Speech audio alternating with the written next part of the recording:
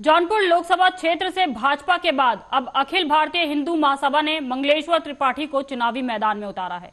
ब्राह्मण बहुल इस लोकसभा से ब्राह्मण प्रत्याशी उतारे जाने से भाजपा उम्मीदवार कृपाशंकर सिंह की मुसीबतें बढ़ सकती हैं। ये जग जाहिर है कि जौनपुर लोकसभा सीट पर ब्राह्मण एक निर्णायक भूमिका में है। अब इस अवसर का उपयोग हिंदू महासभा प्रत्याशी मुन्ना त्रिपाठी कैसे करते हैं, आइए उन्हीं से जानने की कोशिश करते हैं। मैं ब्राह्मण हूँ, इस बात का मुझे गर्व है। साथ ही मैं हिंदू हूँ। जौनपुर में 3,08,000 मतदाता ब्राह्मण हैं। साथ ही हिंदू समाज का वोट बहुत ही बड़े पैमाने पर है, बहुत बड़ी तादाद में है। और मैं जिस पार्टी संगठन से चुनाव लड़ रहा हूँ वह राष्ट्रवादी और हिंदूवादी पार्टी। मैं पूरी तरह से समर्पित होकर के सभी के बीच में जा करके समर्थन मांगने का काम करूंगा। बात का मुझे विश्वास है।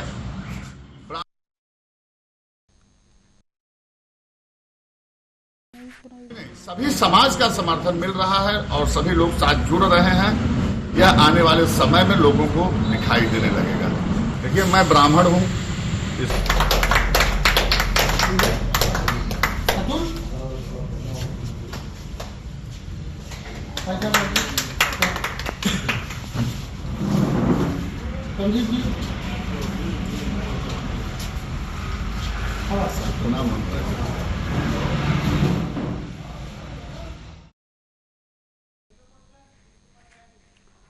तो इस खबर पर अधिक जानकारी के लिए हमारे साथ श्रीश उपाध्याय कार्यकारी संपादक महाराष्ट्र से जुड़ गए हैं। उन्हीं से जानते हैं कि क्या समीकरण है इस सीट पर। जौनपुर से क्या समीकरण बैठ रहे हैं। मंगलेश्वर त्रिपाठी को हिंदू महासभा ने उतारा है, क्या लगता है सर आपको? जौनपुर से भारतीय जनता पार्टी की तरफ से कृपाशंकर सिंह को काफी समय पहले उतार दिया गया था। अब यहाँ जौनपुर की लोकसभा सीट पर ब्राह्मणों की बहुत बड़ी संख्या है। लगभग 3 लाख के आसपास यहाँ मतदाता है ब्राह्मण के। और पिछली बार जब लोकसभा चुनाव हुआ था, उस लोकसभा चुनाव में भारतीय जनता पार्टी को 4,40,000 के करीब वोट मिले थे।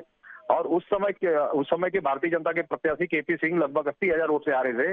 लेकिन उस समय ये था कि समाजवादी पार्टी और बसपा दोनों मिल करके लड़ रही थी। इस बार जो है इस लोकसभा क्षेत्र में ब्राह्मण मतदाता इतनी बड़ी संख्या में है कि वही निर्णायक भूमिका में आप सभी लोगों को दिखेगा। और हिंदू महासभा की तरफ से जैसा कि हम लोगों को अभी मालूम पड़ा है कि मंगलेश्वर त्रिपाठी उर्फ मुन्ना त्रिपाठी जी को उम्मीदवारी दी गई है। और मुन्ना त्रिपाठी ने लगातार लोगों से मिलने जुलने का सिलसिला शुरू कर दिया है। और उनका टारगेटेड वोट है कि वो सीधे सीधे ब्राह्मण गांव में लोगों से जाकर मिल रहे हैं। कॉर्नर मीटिंग की शुरुआत कर दी है। तो भारतीय जनता पार्टी के लिए, भारतीय जनता पार्टी के उम्मीदवार कृपाशंकर के लिए ये जरूर सरदर्द की बात है कि उनके जो कोर वोटर्स में गिनती की जाती है ब्राह्मण मतदाताओं को, उसमें कहीं ना कहीं सेंधमारी की कोशिश की जा रही है।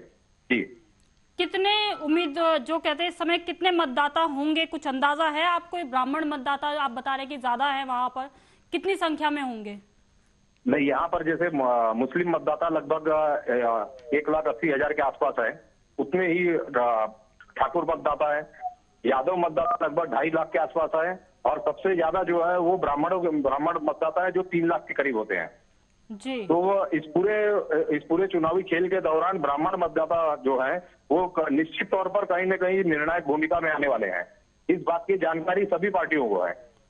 और किसी ब्राह्मण के उम्मीदवार बनाए जाने पर यहाँ का जो जातिगत समीकरण है वो लगभग इस ओर इशारा कर देता है कि जो भी कैंडिडेट जिस समुदाय या धर्म का होगा, ज्यादातर उस समुदाय या धर्म के लोग जब वोटिंग करने निकलते हैं तो उनका ध्यान जो होता है वो अपने धर्म वाले या अपने समुदाय के लोगों के उम्मीदवार की तरफ होता है।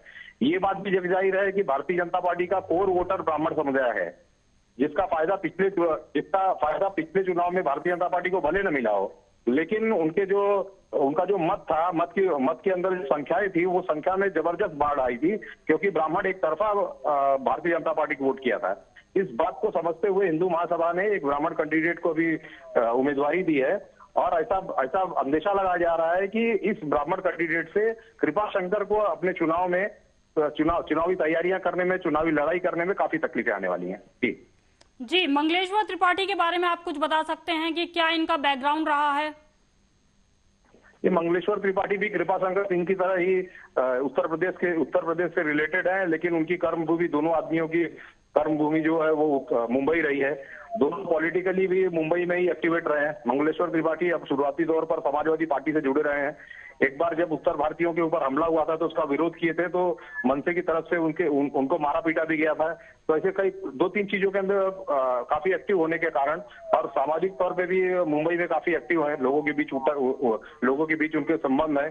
तो उसकी वजह से मुंबई के लोग तो उनको अच्छी तरह जानते हैं, लेकिन उनके लिए निगेटिव बात यह है कि जौनपुर में उनको उतना लोग नहीं जानते हैं जिस स्तर पे लोग कृपाशंकर सिंह को जानते हैं। जी, तो क्या कुछ इनके सामने चुनौतियां रहेंगी सीट को जीतने के लिए? नहीं, एक तो क्या है कि हिंदू महासभा का संगठन जो है, पार्टी का संगठन जो है, वो भारतीय जनता पार्टी के संगठनात्मक शक्ति के सामने जीर्ण शीर्ण समझिए। और उसके अलावा कृपाशंकर सिंह जिस लेवल पर, जिस स्तर पर लोगों के साथ जुड़ करके और लोगों को अपने साथ जोड़ करके धन बल का उपयोग कर सकते हैं, उस धन बल में भी कहीं ना कहीं मुन्ना त्रिपाठी कमजोर नजर आ रहे हैं। जी जी जी, बहुत बहुत शुक्रिया आपकी इस तमाम जानकारी के लिए।